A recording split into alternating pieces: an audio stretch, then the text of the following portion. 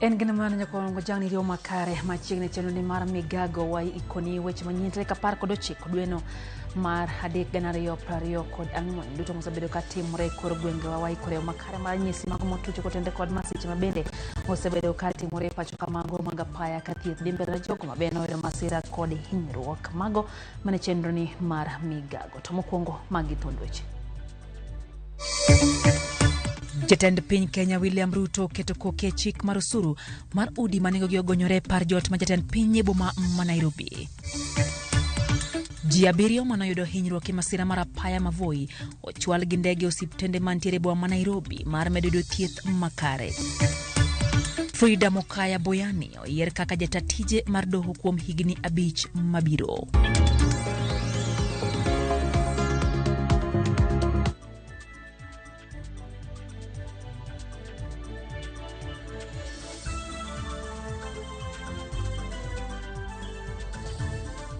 Machiegni nyakorom gajwanga chenro en megago bethuolo mar go kodwa mbaka wantiere lai mar otimachuok. Ariade ka ochono ka bende wantiere e Facebook kacha gi YouTube duto warwake pach gi X kachiel gi Instagram. Nyalo romo kodwa kacha RamogiTV KE RamogiTV Kenya YouTube kacha miwa pachi chenro ni mar megago. Nyinga Lydia Okeyo. Jatend piny Kenya William Ruto kinyi makawuono oketo koke chik mar gero udi mane onge oyweyo. Makoro keto chik mar juogo jo Kenya tamala 1.5 mar osach gi dwe ka dwe. No tele nyasi no mano timore pare ma Nairobi kosire kod jo kanyo mopogore mag piny owacho. Od bura mamalo kod Senate ne okadho chik makamano. Jatend piny omedo jiwo ni chenro no dhi loso tije ne rawere ma pacho ka osingo ne onge mibadhi mora mora mabiro kwako chenro makamano.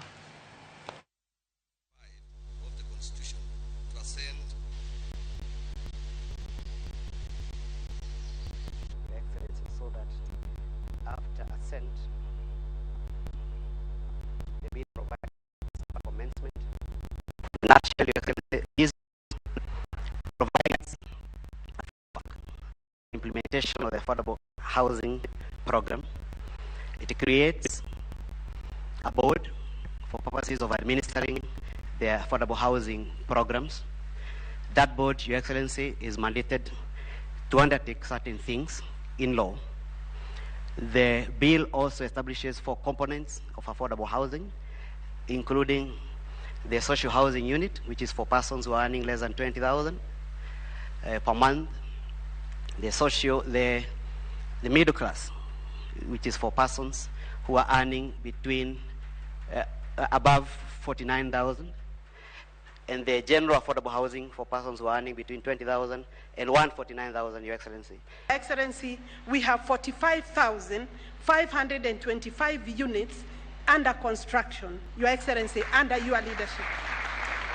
We have already advertised for contracting purposes and tendering 48,988 units, which we should be taking off by way of signing the contracts in the next 1 month.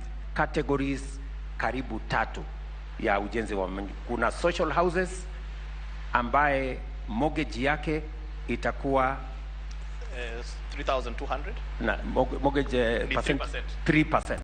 Mortgage yake ni 3%, na tunatumia hii fund kusubsidize ndio yako ikuje 3%. Tutakuwa na mortgage ya 6% kwa wale watu wa affordable housing na mortgage ya 9% kwa wale watu wa market rate. Saa hii mortgage katika taifa letu la Kenya iko 18-20%. Lakini through this program, kupitia kwa mpango huu, ndio tutaweza to create more home owners by making it realistic and possible kwa watu kama wewe Meshak kupata uwezo wa kulipa shilingi 3,000, na ni kwa sababu tumeondoa mambo mengi kwa program ya affordable housing. Jatend migao mararita Kithure Kindiki wachoni kwan joma osewito ngimagi masira magapaya pacho ka asani okalo joma nowito ngimagi e midhusi mar COVID-19. Kolose boma Kisumu medo ne gidhi bedo kod romo makende kanyakla kod migao marapaya kod NTSA mar ng'iyo kaka igeng'o medruok mag masiche ma pacho kae. Kendo kiloso tok masira makoch nolal kod ngima jopuonjre 11 mag mbalariany ma Kenyatta kod masira machielo motimore Bome to Odhiambo manyoro.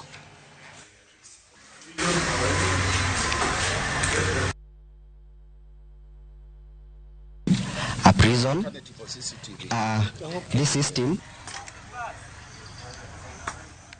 The people who died out of COVID-19 were 4,600 people in 2.5 years. Yet, in 1 year alone, 4,000 people are dying out of traffic accidents, meaning this problem of road traffic accident is worse off than even serious epidemics like COVID-19.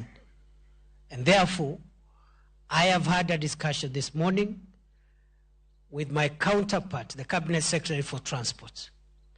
And between us, the National Police Service Traffic Department, and the National Transport Safety Agency, NTSA, we must come with a program to rein in on the problem of road traffic accidents, enforce the law, and make sure that we bring down the numbers of our people that we are losing every year through road traffic accidents, and the number of our people that are getting injured and are wasting critical family resources in hospitals because of road traffic accidents.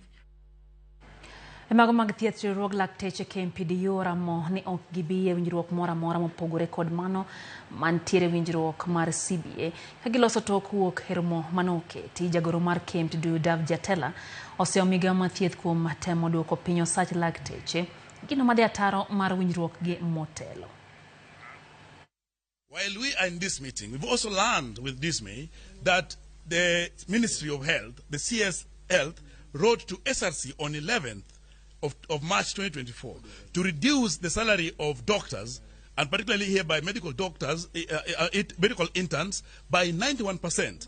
And SRC responded 2 days later with a letter actually reducing the salaries. So we are saying that the Ministry of Health and the government in entirety are enjoying this particular strike. We can't allow the strike, the strike that we went to for 100 days, where we negotiated and have a collective bargaining agreement that has been deposited as a court order, being trapped or being stepped on.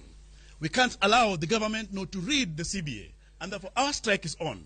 We want to implore on our doctors who are offering minimal services to get out of their work, because our salary, our wages are at a threat. We took 100 days to get a second CBA in 2017, which are now disowned. They want a now new CBA. The internship policy, which they have disrespected and disowned, now they are at the river as we speak, changing the policy. Then you are telling us we sit here for mediation, when they are changing the rules, they are writing letters to remove allowances and reduce salaries for our members. This is by the faith, and as doctors of Kenya, we want to reassure Kenya that it is the government on strike. Ogai mar doho Martha Koome oyero Frida Mokaya Boyani kaka jatatije mar doho kuom higni 5 mabiro. Motelo ne welo mare Mokaya nitiyo kaka registrar mar doho kochakore higa mar 2012. Noriwore kod migawo mar doho higa mar 1997 kano ochako kaka district magistrate. Obedo resident magistrate ma oidho nyaka senior principal magistrate. Mokaya oyier tok lendo mane doho oketo 23 dwe mar 10 higa mokalo, kendo noyiere kuom ji 7 duto manochwalo ote mag kwayo.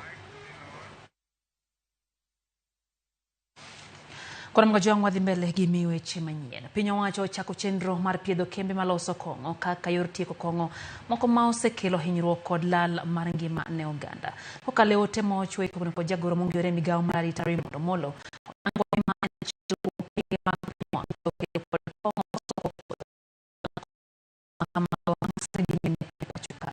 chenro mar piedho kuonde nyuoyo kong'o ma itayo kod apisa mawuok e migawo mar arita, apisa jatend piny Kenya kod migawo mar weche thieth mag oganda oseyango kembe nyuoyo kong'o maromo 35 magikoni nyaka timnegi nonro matut kaluwore gi chich ne chal ka gima magitiyo kod lesen mano osewito oko. Apisa moko ma bende konyo chenro no oting'o apisa mag bad migawo mar weche ohala, teko Telo mochung'ne kedo kod yedhe makelo mer na kada. Telo mochung'ne choko osuru mapacho ka KRA. Duol mochung'ne ng'iyo ni mwandu ma itiyogo thurka ochopo e rang'iny madwarore mano KEBS. Kod telo machung' kod mwandu ma ok opuodhi kod telo mar NEMA. Oboke no bende oyango ni idhi non apisa mag arita e counties ma Kiambu, Murang'a, Kirinyaga, Nyeri, Nyandarua, Nakuru, Machakos kod Meru ka apisa mag piny owacho moya ohand kuonde uso kong'o osiem mondo mi owere kod ohala makamano.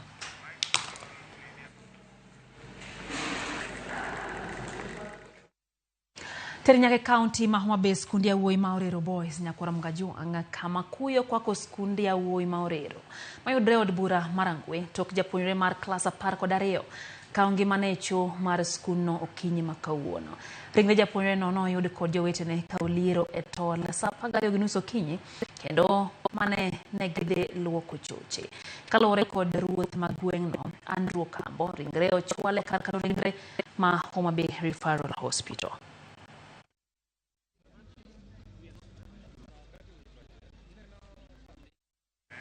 Atire school Mawasio kama chenro mag somo school sekondar Mawasio sub county Masuna East narochore bang' jopuonjre mag school no bago ng'anyo ka giywak ni ok giyud makare chenro mag somo. Jopuonjre go mano wuothe kilomita 5 nyaka apis director mar somo owacho ni school no oketogi gi chama lot piny maru. Director migawo mar somo mar sub county Masuna East Willy Samolo mano bedo kod twak kod jopuonjre go wacho ni gidhi timo nonro kendo kawo okang' mowinjore e school no.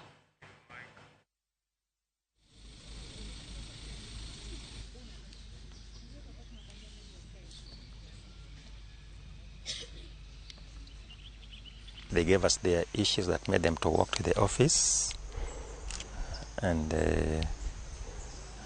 we have collected their views, and we have assured them that the issues they raised will be addressed with the relevant officers. We are still investigating so that we get a report which can inform further action.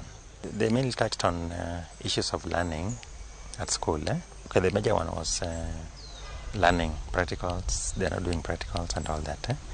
Yeah, so these are the ones which I'll address with after doing thorough investigations and getting all the issues, which I'll then address them appropriately.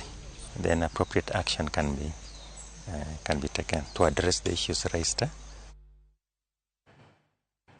Wadhi mbele ni jopuonjre aboro e kind 42 mano yudo masira makoch marapaya e gweng' ma Maungu e county mar Taveta odar e kar thieth ma Moi e boma ma Voi kitere kuonde thieth mopogore e boma ma Nairobi. Apisas mag Musalaba Makwar kata Red Cross mano tudre gi mbalariany ma Kenyatta University no oro ndeke ariyo mar ting'o jopuonjre aboro mano heore ahinya mondo mi odhi oyud thieth makare e boma ma Nairobi. Kalore Governor ma Taveta Andrew Mwadime, jopuonjre 18 bende no osethiedhi kendo yiene gi dok pacho ka moko 16 to pod dhi nyime kod thieth e kar thieth no ma Moi. Moko kuom jonyuol no chope kar thieth no ma Moi bang' winjo wach masirano mano weyo ka jopuonjre 11 owito ngimagi. Kaluwore gi masirano mano timore kind bas mar jopuonjre kaachiel kod lori. Wakalazwa. Vijana wa kiume walikuwa 8 na vijana wa kisichana walikuwa 16. Lakini wale walipata matibabu na wakatolewa hospitali walikuwa 18. Na wale ambao tayari walikuwa wamepoteza maisha ni 11. Ni kisa cha kusikitisha, lakini yametokea. Kitu tu sisi ni kwa madereva kule barabarani wawe waangalifu. Wakati kama huu mvua inanyesha, tunaomba sana wawe waangalifu kwa barabara zote. Angalau tusipoteze maisha ya Wakenya. Serikali ya kitaifa itusaidie ili tuweze kuweka ile tunaita trauma center hapa Moi County Referral Hospital. Maana mmeona hiki chumba chetu cha emergency ni kidogo. Tungekuwa na proper trauma center ingeshughulikia hawa wanafunzi vizuri zaidi kuliko vile tumewashughulikia hapa katika hii A&E department yetu. Umateo mosne familia kodanyola mar jopunira par koda chiel mano itonge maginya koramga juang kaito bende wa kwayo chango mapiyo ne mago mabende dhi mbele gi thieth mago maporo dong moye gi mago mabende okel e osiptande ma Nairobi. En thuolo bende wakawo dio matin ka enda kapaga beach bang' saa 7 mar odiochieng' na rwako pachika chago kodi mbaka Frederick Barak wacho RamogiTV lero neno news ka enti Jaramogi Gingo Dinga University Mabondo wacho wuoro ni korka ibiket chik mar gengo masiche mag apaya en gino mamako dhoge. Ivan Sajigo wacho ni owuok ng'ow wacho ni okwayo piny owacho kotenegi jatend piny Kenya William Ruto obag lamo mondo mi walame wach mar masiche mag apaya nikech wawito rawere mang'eny kokalo kuom masiche mag apaya. Frederick Barak kindano ote machielo kaito Onyango Vincent wacho ni entie Nyabula mano nyakwar jasiri mo professional world au wacho kacha ni entiere kodwa lungre ni underwater. Haya Ivan Sajigo Joseph Wodligala Ochieng wacho ni embe entiere kodwa chendo kendo sechopo e yo makare mora nyagi chendo mar Nigago. Vincent Kajoma ne nikache wacho ni game rights sublocation no nyaka chwod weche gichopo ni yo makare Stephen Tiwa mwalimu bora wacho ni embe entiere Ragwe School Caroseline Diona kantie Kasarani no bede kanyo ote mochwal kae Selin wacho kanyo ni Nyasaye matelne jogo moyudo masira Mombasa lakini ajali dwa bedo mang'eny ahinya Kenya kae diere ni to piny Kenya ochomo kure kama siche medore ameda kuom kinde mathoth. Wacho ni entie kaunti Nairobi Rina Chieng' Adhiambo wacho ni entie Sumbi TTC kama RamogiTV na bende Jalamo Japolo wacho ni yo kanisa gi Africa Rome Musalaba Church Legalaka biero kaumose seche gi mag migago kaeto abinane no Elius Dome wacho ni nyinga machielo en Eliud kowuok Siaya Dorera erokamano kuom otno. Stephen Oginga mwalimu Stephen Oginga the governor wacho ni entie Marindi Kanyada Homa Bay County wacho no luwo weche gi en gima lit ahinya ka jogo matuo gombo ni mondo changi to ng'ato to kaungi mane e yo malit kamano. Aneno bende Willy Junior wacho ni Nairobi CBD weche gi ler kendo mora ahinya. Isanjiri Lusava wacho ni weche gi chopo ne makare Sara Singa ni nikacha ka in West Kanyamkago bende wacho kanyo ni intiere kodwa yo kare nyakwar Kadeso to wacho kanyo ni Kakamega County kamoro ne Sigalagala Junction weche gichope makare oyo matin many migago kikidhi mabor.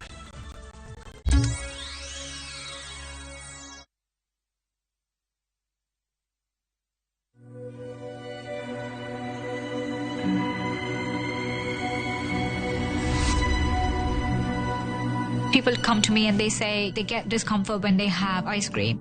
Can you imagine that? Avoiding having cold ice cream. Sensodyne gives you long-lasting protections against sensitivity. And people come in and they're like, oh, it works. I can have ice cream and I'm not in any discomfort. I recommend Sensodyne because it works. It's brilliant.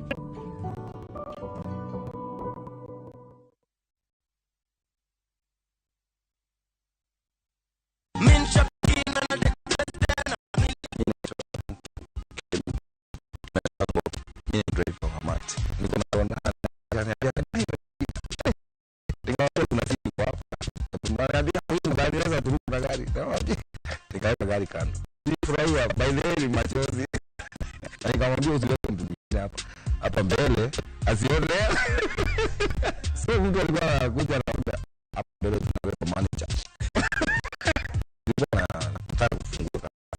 kuna wife hapo home hata yeye atoke kwenye baraza tupatanage jioni so shabiki imen sote shabiki super jackpot mi time yako mimi nadai wote twenda hivi not for persons under the age of 18. Shabiki.com is authorized and regulated by BCLB license number 587.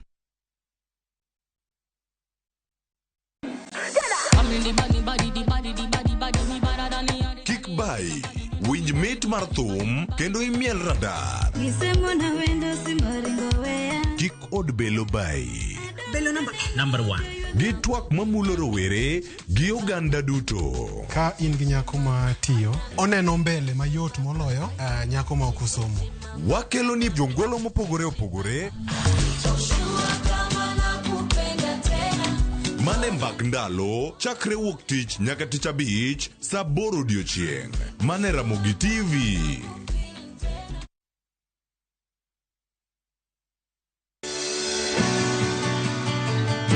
chuny pur kama kodhi ka kodhi nyiso sigande. Kendo keyo ka keyo en nyasi. Eka achiel kao mananas 14,000 nyaka 18,000. Tiyo matek kelo nyak maber. Winj sigand jopur mokadho e yamo kod apaka maduong'. To girwako lokruok manyien kod nyago ngima maber ne jopur. Farmyard manyiwa gi compost is the best. Ich berne nango oduoko lo kaka lo ne chalo chon. Bi kodwa sama wakedo gi pek ma waromo godo kendo yudo gweth makit ngima maber. Sama wachako tich mar lowo nyaka bed gi kwer. Kae ta bedo gi beti, kae ta bedo go pao. Kaluo kae dhano owuok oko ne pur. Pur gi ohala. Tich adek ka tich adek, saa 1:45 otieno.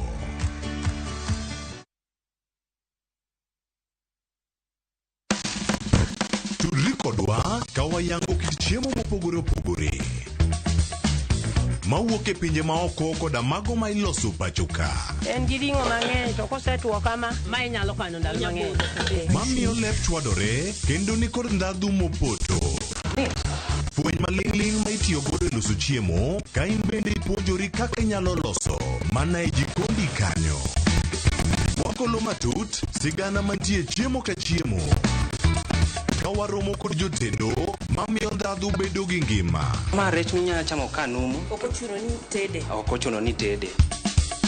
Ikri mar puonjori tedo chiemo moa e pinje mopogore. Othonje ka othonje. Tedo gi chiemo. Tich adek, saa 2 okinyi. Mana e RamogiTV.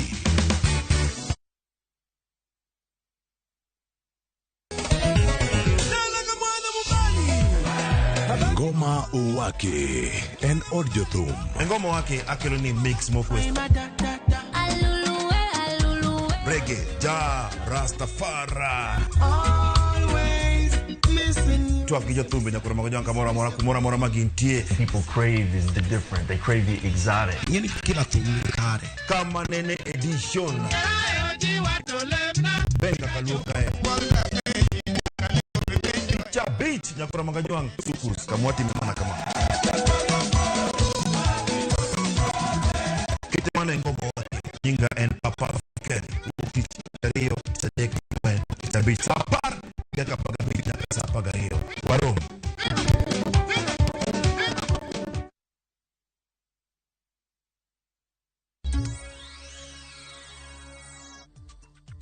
Machiegni kendo nyakura mgajwanga chenro en migago wadhi mbele gi weche manyien ateri nyake county ma Kisumu. Sirikand county ma Kisumu komakore kod Labs Trust to chako chenro mar gero ute 200,000 e kar dak ma Anderson mayudre Kisumu Central. Gino ma igeno ne dhi konyo ganda yudo ute manyasani kendo maniko gi oyweyo. En gedo madhi kawo dweche 27 kendo idhi ger udi mag kuonde nindo achiel, 2 kod 3. Gino ma igeno ni koro dhi duoko chien dwaro mar udi kaluwore kod kwan ji mamedore e boma ma Kisumu. Chenro mar gedo no bende biro konyo chiwo thuolo mag tije lwedo ne ojende mantiere kod lony e alwora ma Kisumu kendo bero yuto margi.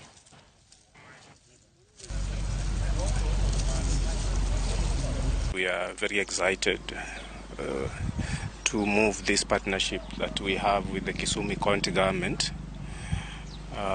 We have signed a contract with our contractor, and today we are showing him the site. As the city manager indicated, is that we are at the final stages of finalizing all statutory compliance issues, and we look forward, subject to His Excellency the Governor's availability, once all the preliminary items, the securing of site is completed, to break ground. We are going to build more than 1,000 housing units here. It's a major investment in the region, and the project will take the next 27 months. Today we have handed over the site. We have been handed over the site to us, and in the coming 2 weeks we will finish the holding and maybe a perimeter wall. And as just now the project manager said that we are going to complete the works in the coming 27 months. We hope to bring benefit to the Kisumu citizens and the Kisumu government. We started with the Makasembo. You see, it's getting a new facelift. Very beautiful houses are coming up, and 50%, 70% is sold off. So we are Anderson here. Anderson is coming up. And Lumumba also, the president might come very soon to do groundbreaking. Yore mag wuoth e alwora mar dhowedhe mayudre kar od bura ma Kisumu West koro dhi bedo mayot bang' chakruok gedo mag apaya ma Obambo Ogal Beach gino ma koro dhi bero nyaka ohala mar rech e dhowedhe ma kono. Apano maromo kilomita 5 osebedo ka kelo midhiero mag wuoth e kor gweng' ka koro en geno ni obiro ting'o malo uchumi mar alwora ahinya mar jolupo. Jobodaboda mawuok Obambo kod alwora mare bende wacho ni gisebedo kod pek e ko jowuoth ka thothgi yudo lal mar loso apiko ma kethore seche duto kaluwore kod chal mar apayano. Anachunga kaka Obambo wapako tich motire kawuono, wamor gi tich madhi tire ndarane, wabende wadhi yudo yot kata korka skul gi nyithindo masomo, nyithindo nitie maluwo ndarane, nitie mtoke medo nyithindo skul manyok nyalo komo nyithindo dala, kuno onego ome nye mtoke ok chop kucho nyithindo nyaka otingi wich kikelo nyaka lam eka koro nyithindo dhi skul. Kendo anyalo wacho ni Ogal Beach wan gi investors mang'eny kendo rech ma Ogal Beach en tons mang'eny. Odiochieng' chieng' wagolo chieng' ni tons 5 mabire lam. Kuma ai marach ni rewa go osebedo ka safa kendo inyore nikech ndara marach. Kumano adadwoko ni ofis mar Rosa erokamano. Kako salernu gi wadwa ni nosedhi moduongo moyudo pesa matin mondo mede wi manyien tiere ni mondo ndara ne lose kik lose nus to lose mondo chop giko mondo konjo matie ndara ka jo modak e kor gweka ibed ka giwuotho yo mayom kendo yo manyangafu. Bai kwatimo kama nyiso ni kata mana cost kamanye ng'ato nyalo dhi gi 100 bei koro dhi dok piny nikech ndara olosi kendo ndara koro tiyo maber. Watimo 12 mopogore gi ma tie 12 moko motimo e wards mopogore opogore to ndara ni bende kolosi kaka sewacho wang'eyo ni kolose to gal mwalo kachacha nitie rech nitie jolupo magolo rech to rech ni mondo chop chiro. Achije ariyo maki kod nyasore mane ogero mo milion 9 gwenge magi Sibania e kinde apedha mane otim kod obila kotane gi od CS ma Sibania Meshak Mulwa.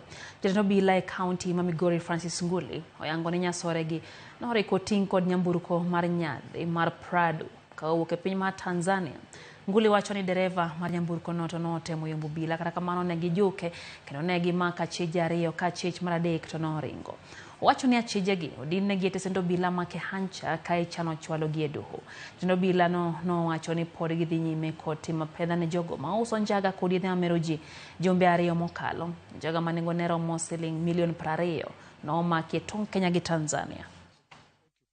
The driver and another occupant, they were arrested by the officers and one of them escaped. And after search, you see the vehicle is a Prado make. Of course, a lot of people you cannot buy such a vehicle. It's only for the few. So inside that vehicle, we are able to intercept and search and get 6 sacks of narcotic drugs, precisely cannabis sativa, to weight almost 300 kilograms with a street value of Kenya shillings 9 million. And of course, we were able to put the two in custody. Michegi miche mag jopur no chokore Peace Board mochung'ne kothe NCPB mbade ma Kakamega kagen kod dwaro mar ng'iewo mbolea manengone yot to kata kamano ne ok giyudo mbolea go. Jopur go ywak ni kata bedo ni gisebedo ka giyudo ote marwakogi mondo gichopi Peace no gi ng'iewo mbolea. Apisa matiyo e board no ne ok dwa konyogi mapiyo bang' chopo kanyo gino mane miyo gichich ni mbolea go nyalo bedo ni onge apise go. Giwacho ni wach ni osekelo dhugruok mar jopur e apise go ka gidwaro mbolea go. Nochuno seneta wa Kakamega Dr. Boni Halwale chopo apise go mar temo yudo duoko makare ka koro kwa piny owacho mondo mi omed kwan gunde mag mbolea e county ma Kakamega. Watu wanakuja tu na magari wanapewa mbolea, wanapack, wanaenda. Na mimi nilikuwa nataka tu mfuko moja. Sasa sijui hii mbolea ya president ni ya watu wa dosi peke yake ama hata sisi hustlers tunaweza patako. Oparanya alikuwa anatupea mbolea kwa bei nafuu. Sasa hii wametuletea mbolea na 1900. Inatoka hapo gorogoro 6 peke yake. Alafu tukaona hii ya president tukimbilie hapa. Na imekuwa tena rumande. Tumezunguka lakini siku ya mimi nitalala hapa. Siendi mbali bila mbolea. Niliingia 10 kamili nilifika hapa. Hii ni mara tatu nikikuja hapa. Watu mnaona hii biashara yako ya mbolea 1840 yenye na frustrate hii national program, nenda ufunge, wacha kabisa. Wakati serikali national government center imeshindwa, ndio wewe unaweza kuja na hiyo expensive fertilizer. Na isitoshe hata ile yenye uko nayo, ninakuambia lazima uanze kuuza at 2500 vile national government inauza. Jopur County Manakuru korong'ur hewi nok mar mbolea kod kothe mag nyalo pidho dira mowinjore. Kagilose bo Manakuru, jopur go koro wacho ni gisebedo kagilima pise duol mochune kano kothe pacho ka NCPB mondo mi ginyiew mbolea kod kothe to ok giyude. Gacho ni moko kuomgi noyudo ote machuok e simbegi manyiso gi kothe kod mbolea koro yudre NCPB to ka gidhi kuno giyudo ka onge.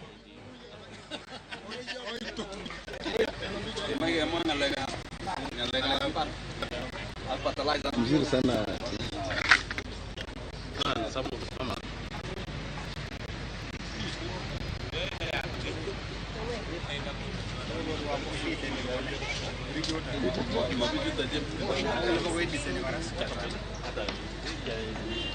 Shida ambayo tuko nayo ni kwanza kabisa ni mambo ya fertilizer.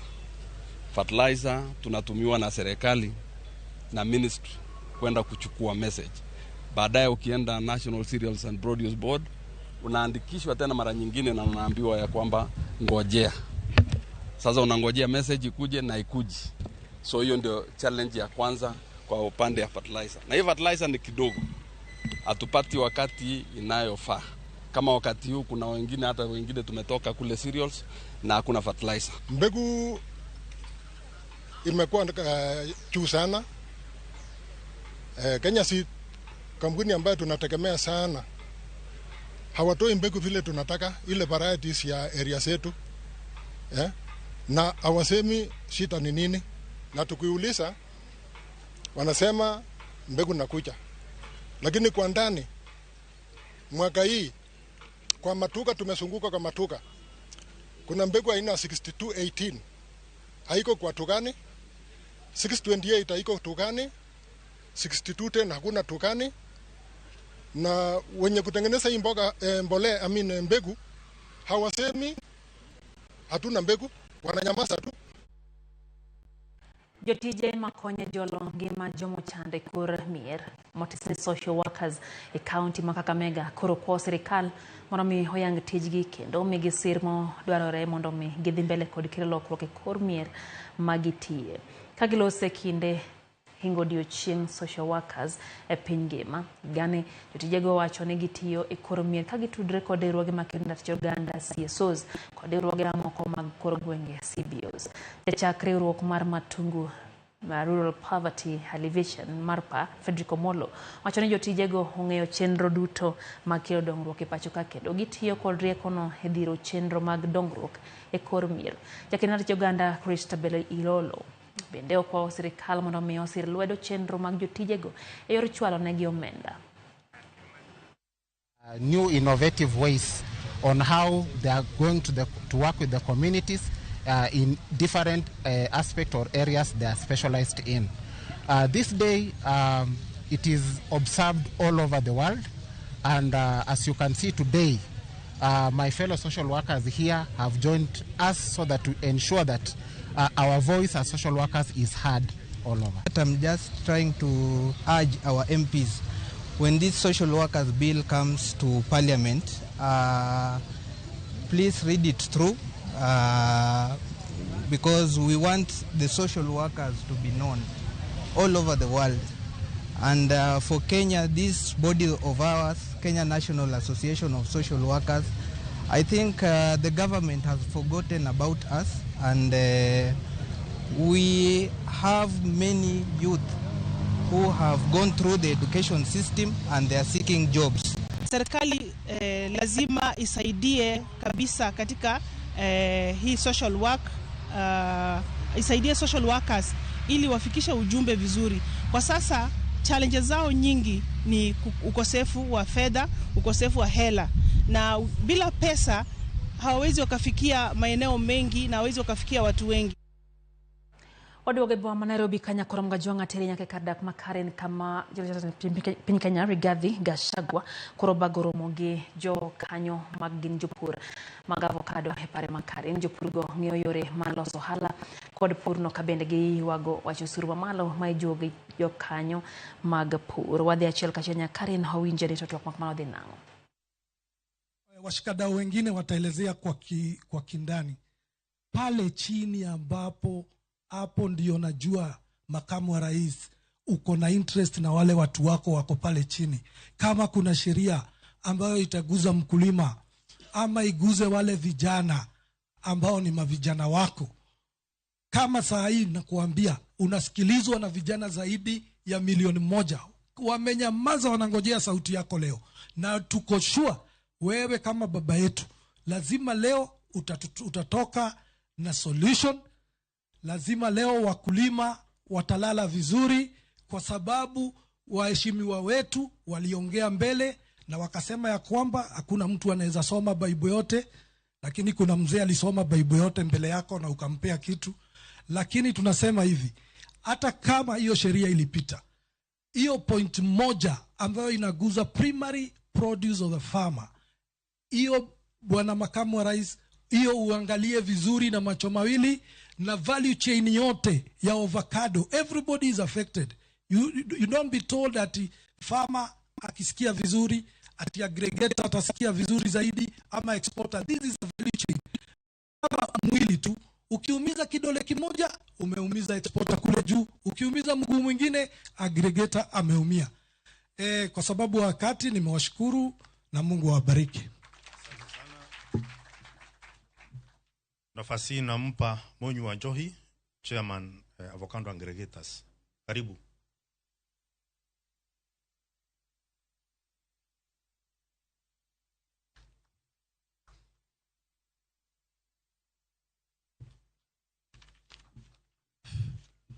Thank you so much.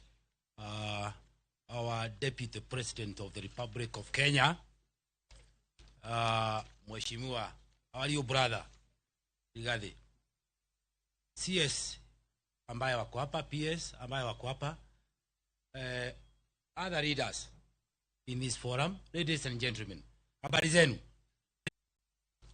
Nafikiri Your Excellency, if I beg to look at my face, we are growing old.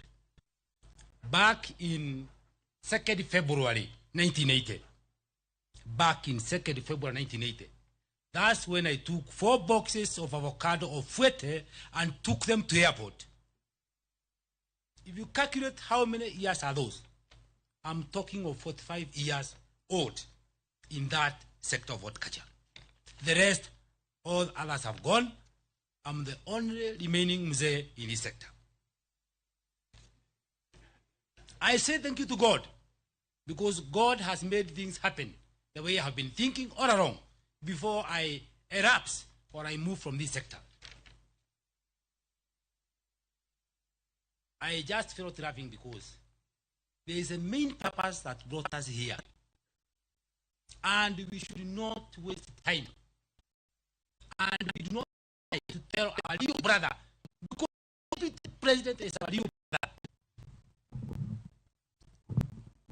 Your Excellency, if you then tell your brother your problem, you are heading nowhere. There is a problem, and the problem is simple. We need to go to the chambers to do the necessary.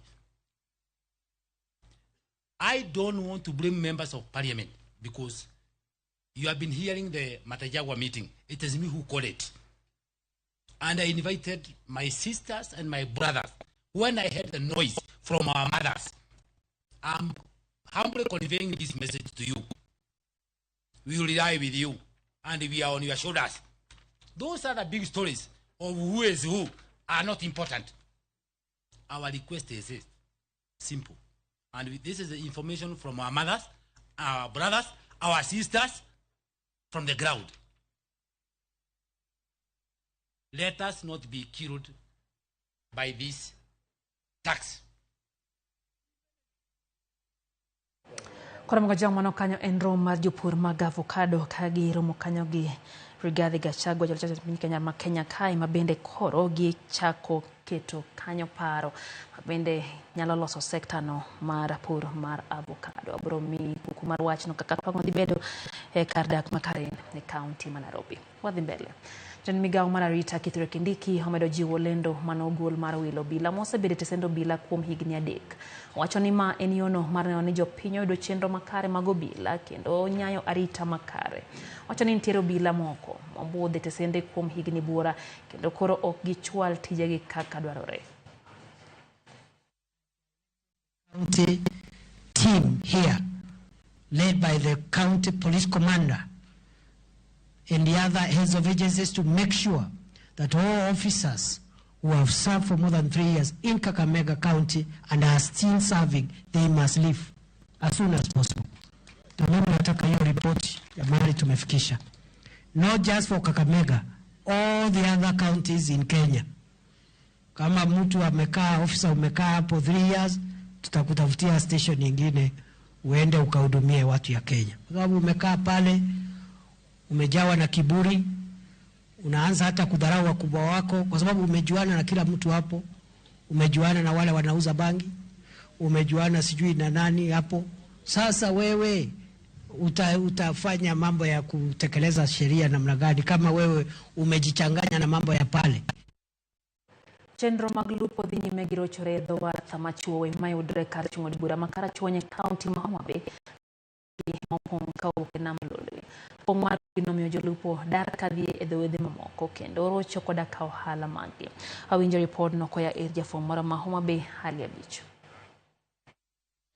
Dhawath machuowe kar chudo bura makara chuonyo sani koro dong' gunda nikech jolupo dar kadhi e dhowedhe mamoko magikiyogo kendo ute mag ohala kod mago ma jolupo osebedo katiyogo pi oluoro ma oketo diere kaluwore gi midhiero ma okel gi pong' mar pi nam Lolwe ma osebedo kaduogo oko kendo kwako dhowadhni. Chenro mag lupo osebedo kadhi nyime kedam e dhowadhni kendo jolupo matin modong' e dhowadhni ywago pek ma gin go. Pi duogo oko mang'eny kabisa kendo wasebedo gi chandruok mathoth.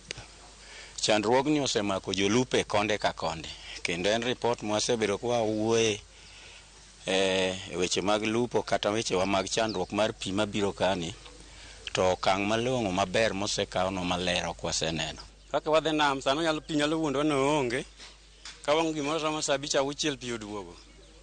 Wan gi pek kata sama kuonde mwago yie onge do ka dhawath onimo te onge kuma wago uje gi chien koka jawala yoro pi kadhi kawo rech nam. Kendo sani king'iyo thoth yiedhi okethore mang'eny kabisa kendo kuonde minyalo losgi e onge. Ma opogore kod ute mag ohala kod mag jolupo ma pi nam Lolwe osebedo ka okwako chope manogere dhowadhi ma jolupo tiyogo bende sani koro pi osemuonyo kendo gin kod luoro maduong' ni tuoche mikelo kod pige mochido nyalo muocho dhowadhno ma hinygi. Kata sani kata chope kende mwaongego. Chope mane wan godo ka odong' e nam te.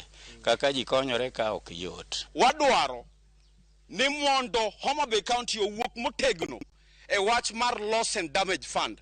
Wawacho ni onego bi mondo wang'i kaka beaches gi watim codification. Sani wawito millions of shillings. Bende joan rech kod johala mamoko ni kod pek nikech thoth jolupo osedar e dhowadhni ka gidhi e dhowedhe mamoko nikech onge mar kuonde malong'o ma ginyalo gowe kod rechgi to ka gisetieko chenro mag lupo. Turwana reche manokela chuoe ka to rech manokela chuoe kani rech tinde onge. Alot tindo romo denda to bang'e mar ariyo kama ne yiedhi gowe kama wakawe rech no momiyo tinde rech onge kani. Rech dho nam olorore.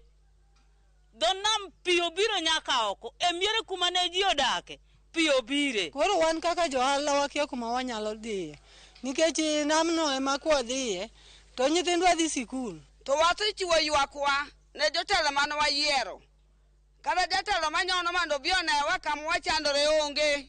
kata mana jogo modak e alwora mar dho wadhni bende kod pek mokalo nikech utegi sani koro ruombore piny kaluwore kod pek mokel kod pi mapong' mar nam Lolwe, gino ma osemiyo gidar ma giweyo miechgi. Gisani e kipio dara oda adak mane kanisa kuma nyalo dhie onge to sirikal osebedo ka konyowa gi chiemo to chiemo no eko gima nyalo konyowa godo onge. Koro ka sirikal nyalo yie to mainwa kamoro mwanyalo dhi gede. Dho wadhni machuowe sani koro dong' gunda ka thoth jolupo kaachiel kod jogo mosebedo katimo ohala e dho wadhni endi sani koro dar kadhi e dho wedhe mamoko kaluwore kod pek mokel kod pi mawuok e nam Lolwe ma sani koro umo kuonde mag ohala kaachiel kod ute ma jolupo osebedo ka konyore. Kwayo margi ne migepe mag sirikal mondo okonygi mondo chenro mag lupo kik dhi nyime koro rochore e dho wadhni endi. Ali Abich, Ramogi TV, Homa Bay. Migao mochung' ne kit chweche kaunti ya Migori kotenre kod riwruok mar Network for Youth and Adolescents in Africa (NAYA) ochako jiwo chenro mag kedo kod midhiero adek madongo ma juko rawere motesni triple threats ma oting'o mako iye ma omondo, landruok mag kute mag ayaki kod nyange mag nyiri. Juma ne giler koya kaunti ma Migori. Wan rawere ma nyiri magamo yego momondo, kute mag ayaki kod makalonjego mag kit chwech pod ni malo e kaunti ma Migori. Lipot mawuok e migao mathieth e kaunti ma Migori yango ni kwan rawere manogamo kutego mag ayaki e higa mar 2022 ne omedre kod 1.6 kata 21 mag jogo madhi konyore osiptende e kaunti ma Migori gin rawere manyiri ma omako iye ma omondo.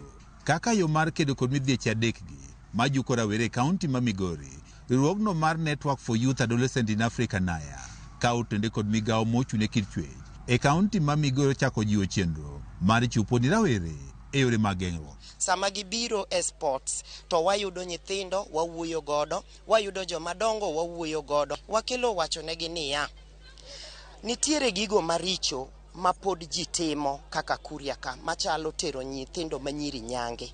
Mondo wamiyo jende thuolo mar mondo giyud kinde mar goyo mbaka kata mbeko kaluwore gi gigo ma osebedo ka chandogi kaluwore gi ngimagi mar nyodo. Ok onego wabed gi debate moro amora e wach mar nyango. Ricky Samuel, riwruogno mar NAYA, wach ni gitiyo kod yore tuke kod mamoko e kedo kod landruok mag kutego mag ayaki, mako iye momondo kod lwenje mag kit chwech e kind rawere. To wayudo ni e gwenge makae ahinya weche mag tero nyango nyithindo manyiri en gima lich miwuoro.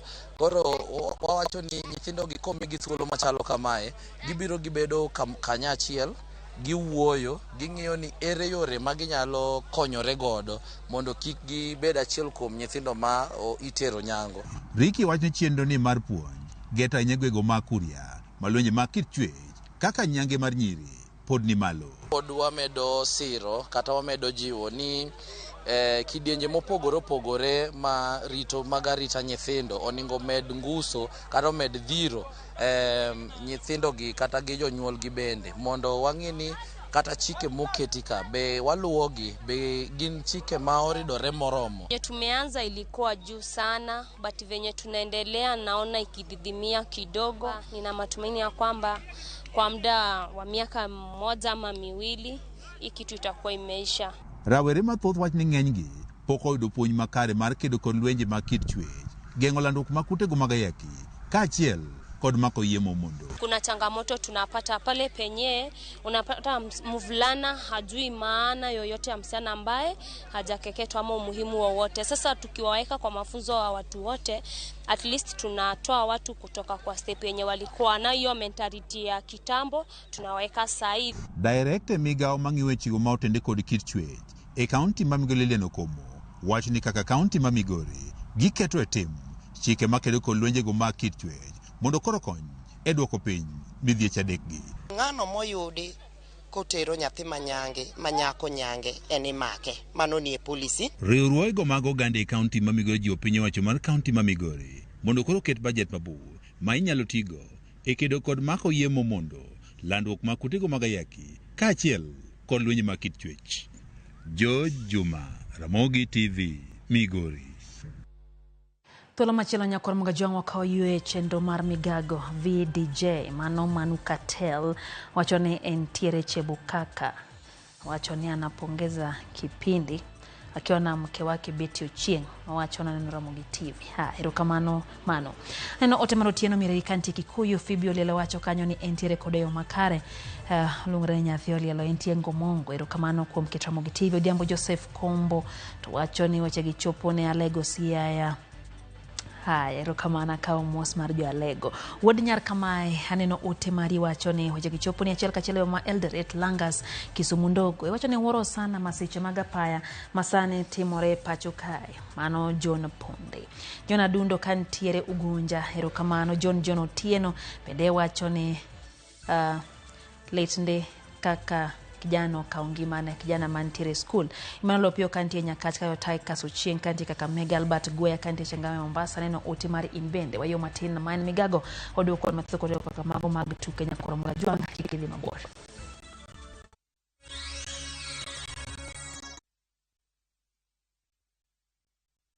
Angoma keto school mipuonje weche mag thieth kod science bedo maber. Waketo maino marwa e chal ngima mar jopuonjre, waketo maromre timo nonro kod tiegruok, wajiwo jopuonjre bende odonje chenro mopogore opogore kaka tuke. Wachiwo tiegruok mowinjore gi omenda ma japuonjre chulo, japuonjre tieko somo ka en gi lony mamalo mar donjo e teacher. Omiyo chop Imperial College of Medical and Health Sciences kama kepo mar dwe mar adek higa mar 2024 dhi nyime. Welcome to Imperial College of Medical and Health Sciences.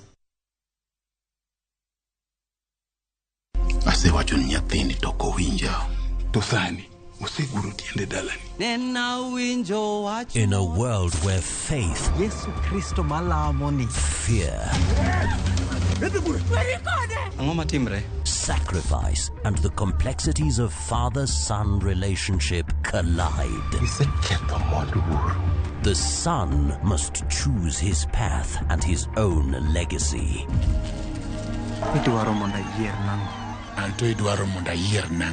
Watch this emotional and riveting story of Dennis in Where the River Divides. Watch the best content on the go only on Viusasa.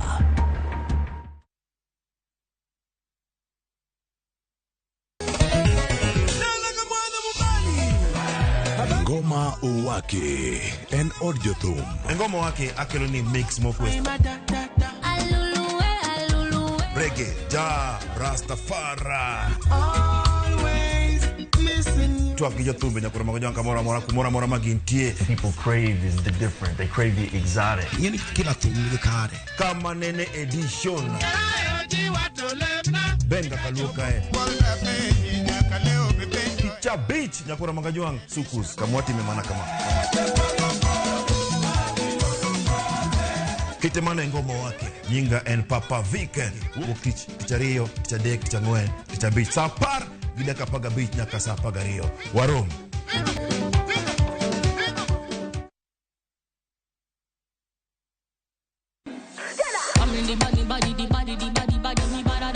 Kickby winj mit mar thum kendo imiel radar.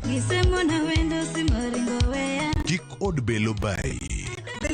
Number 1. Gi twak mamulo rowere gi oganda duto. Ka in gi nyako ma tiyo, oneno mbele mayot moloyo nyako ma okusomo. Wakelo ni gongolo mopogore opogore. Mane mag ndalo chakre wuok tich nyaka tich abich saa 8 odiechieng'. Mane RamogiTV.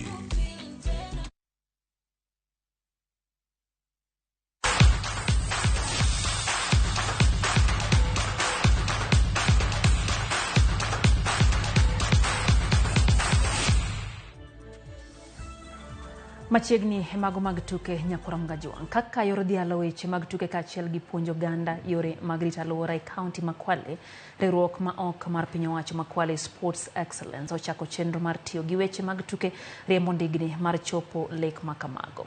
Ka gitudre gi riwruok mar Kenya Wildlife kachiel gi kaunti ma Kwale, riwruogno geto chako tuke mag piem ndigni e kind nyithindo manyiri ahinya mawuok e gwenge ma kadhowadh nam chumbi.